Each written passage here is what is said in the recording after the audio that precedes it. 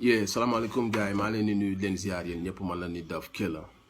so dafa am benn sujet boo xamante si nii dama ñëw aussi pour waxtaane ko mu leer un peu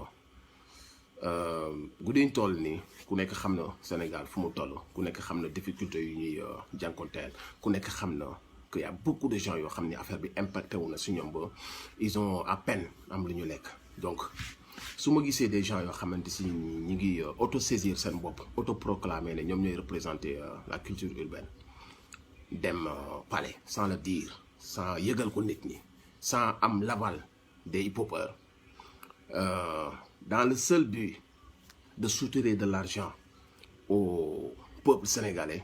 dama koy dénoncer parce que dégg nañ tractation yi ngeen nekk yëpp dégg nañ ko ku ci nekk instant bi nii au lieu que nga sensibiliser nga tiit pour Sénégal nga yërëm Sénégal yaa ngi xool naka ngay def pour soutirer de l'argent au Sénégalais parce que dégg ngeen ay milliards yu ñu débloqué donc fàtte ngeen la sensibilisation et la maladie vous faites genre avant devant les micros yi sensibiliser ci suuf une mafia est en train de s'organiser ci turu hip hop ci turu tous les innocents yi nga xamante si ni amour la ñuy demee ak passion duñu xam nga yëguñu sax lu xew qui vous a dit que vous représentez le hip hop ngeen nekk ci suuf instant bi nii ñu ngi wootante ku ne ngi wut dossier di fen di gonfler ay chiffres nan dama impacté dama perdre xaalis pour dem soutirer ci milliards yooyu ngeen dégg man Nit Doff ñàkk naa xaalis ñàkk naa ay contrat annulé naa ay concert après Italie ak Espagne xam ngeen que ni xaalis boobu bu génnee pàcc boobu ay millions laa ciy am millions yooyu man mayaat naa ko Sénégal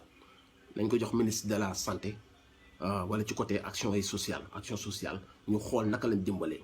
dëgg la am na artiste ci côté culture bi yu impacté wu mais buñ ko doon xool ci liste bi sori ngeen trop ci priorité yi ne serait-ce que sax immigré yi ñoo leen gën a sonn waxuma laa ne ñu nekk fii amuñu lu ñu lekk amuñu lu ñu naan pensez à ces gens-là qui ont fait de vous ce que vous êtes ngeen bàyyi leen ñoom pour une fois ñu nekk priorité ndax guddiñ toll nii am nañu ñàkk seen liggéey am na ñoo xam ne toog kër gi ñu leen toogloo kër yàq na xañ na leen lu bëri ci lañ daan am par bis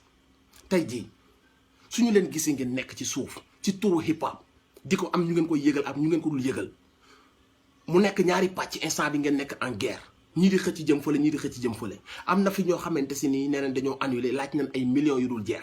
am ñeneen ñoo xam naan dañ doon jouer ñun chaque semaine ñàkk nañ lii instant bu ngeen di def ci kaw projecteurs yi nii ci suuf yéen ngi xool naka ngeen suturee xaalis c'est une honte il faut aimer son pays surtout dans les moments de crise parce que crise bu amee dina impacter ci ñëpp tey jii même su fekkoon at bi yëpp at la boo xam ne chiffre d'affaires yi du bari ci ñun dañ koy muñ rek daal ne 2021 mooy dàq mais il faut coûte que coûte ma def l'argent ci kanam il faut ma def l'argent ci kanam il faut ci kanamu projecteurs yi ma def un gars engagé un gars qui veut vraiment aider son peuple mais ci suuf benn objectif kese moom mu tax a jóg muy xaalis il est temps que tout ça s'arrête arrêtez de mbubboo hip hop bi yéen aussi une partie laay wax xam nañ bu baax seen bopp xam nañ li may wax te ñoo ma ko gën a xam parce que man mii bëggoon nañ ma si taxal mais laaluma xaalis boobu mayaat naa ko Sénégal ci xol bu sedd guy tey ji su ma mënoon di dagg sama cere di jaay di jël xaalis bi dugal ci kees gi dama koy def mais jomb naa dem di xool naka laa suturee Sénégal xaalis bi muy dem di lebi ma xool man naka naa ci ëppalee te on sait que vous allez mentir on sait que ci seen ay chiffres ci seen ay contrats yi soi-disant contrats yi ngeen fi wax vous allez gonfler les chiffres ayez honte de faire ça bàyyi leen les plus démunis ñoom ñu jot ci xaalis boobu noonu bàyyi leen les immigrés yi nga xam ne un mois ngi nii ñu tëju di fay location di wut lu ñu lekk liggéey yuñ benn bàyyi leen xaalis boobu ñu jël ko yóbbul ko immigré yi bàyyi leen ñi gën a nekk au fin fond du bled gars yi gën a sonn ñu jox leen xaalis boobu yéen ngeen xool li leen yàlla jot a suturale ngeen xool naka ngeen passer cette étape là avec dignité il faut savoir quelquefois faire preuve de dignité parce que fépp la méttee mais ci ñun les artistes surtout les superstars yi nga xam ne ñu su nekk yam nañ oto kër xaalis ci yéen la mujj impacté parfois dafa am looy bàyyi pour sa réew ci côté hip hop bi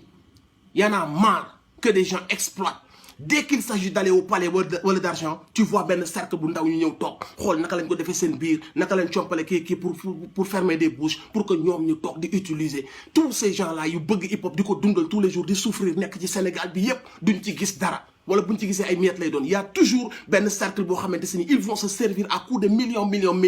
et sous le dos de la culture urbaine arrêtez de manipuler les gens arrêtez d'exploiter le hip hop man nanguwuma loolu léegi nag man personnellement sama wàll comme ni ma ko waxee duma ko laal may naa ko Sénégal ci xol bu sedd guy nag mais nañ ma ko joxal ministère yi ma wax wala suñ ko mënta jox ñooñu nañ ko récupérer joxal ma ko hip hop Galsen su ma nee hip hop Galsen mooy ba ci rapport bi gën a ndaw su doon jot 100 francs sax nañ ko joxal sama wàll mais bu benn charognard laal sama wàll loolu nag dama koy wax dama koy teel a wax après lépp dina leer su ngeen dugalee ay dossier bu fekkee malgré ça jël ngeen xaalis yi après lépp dina leer on verra qui a touché combien et qui a touché combien léegi nag li nga xamante si nii man sama part la ma yu ma ko benn charognard bu kenn laalee benn dërëm ci sama li nga xam ne sama part la waroon nekk sama partir en couille. I know you're gonna talk shit behind me xam naa leen vous ne m'aimez pas vous allez me boycotter encore une fois vous allez parler de moi but if you a man xam ngeen sama number xam ngeen nu may doxalee just call me and we gonna do like a man do xam ngeen fu may waxee je sais que vous allez pas m'aimer et j'en ai rien ngeen baal ma li tax may wax mooy bëgg sama réew ñeme dëgg te xam ngeen ne ragaluma leen te xam ngeen ne yii laa mës a taxawee depuis 12 ans yi ma fi nekk il est temps que ça s'arrête li ngeen ma mën a def rek mooy boycotter ma te loolu c'est hip hop mën naa ko xëy bàyyi du jour au lendemain parce que sama xol bi yàllaa si nekk yooyu mënuma sonal donc voilà le message yëg ngeen ko les gars du hip hop maa leen di wax ngeen yeewu parce que y a trop de gens qui vous exploitent y a trop de gens ci seen ay tur ci turu hip hop bi ils vous exploitent parce que lii nii ñi nga naan bu leen ko wax diw bu leen ko wax diw parce que diw amuloon contrat ñi amuloon contrat et ça c'est lâche de vouloir inventer des contrats et de xam que ni bu dee impacté hip hopeur bi gën a ndaw affaire bi impacté na ko parce que ne serait-ce que benn 2500 mënoon na ko cee laal te laalu ko donc yow mi nga xamante si ni tu es en train de fabriquer des faux contrats wala de gonfler des chiffres teggil sa tànk soo bañee wax bi jur beneen scandale teggil sa tànk nga bàyyi Sénégal cofit yi mu dem wuyu mu dugal ko fi mu ko war a dugal les plus démunis les immigrés faneen ak faneen balaa muy agsi ci nous les artistes je parle culture urbaine c'est large nag culture parce que am na ñeneen ñoo xam ne instant bi bind nañ seen dossier toog di xaar fàtte nañ sensibilisation fàtte nañ corona fàtte nañ tiit bi fàtte nañ dee yi fàtte nañ lépp instant bi nii nun def rek ba dégg milliards yi président bi annoncé naka lañ ci ëppalee la ñuy wut naka lañ ci organiser mafia boobu nag man bokkuma ci lu leer de midi laa leen wax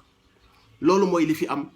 ñu ngi fàttali ñëpp que la priorité c'est la sensibilisation jëlee fi coronavirus dimbali suñu frères yi dimbali les plus démunis fexe ba maladie bi bañ a law c'est ça loolu moo nekk urgence bi guddiñ toll nii suñ demee ba weesu lii yëpp nag àdduna jeexul octobre mi ngi ñëw novembre mi ngi ñëw décembre mi ngi ñëw 2021 mi ngi ñëw ku ci ne la lay sa wërsëg mën nga koy jot mais pour le moment arrêtez de vouloir exploiter la situation yaa salaam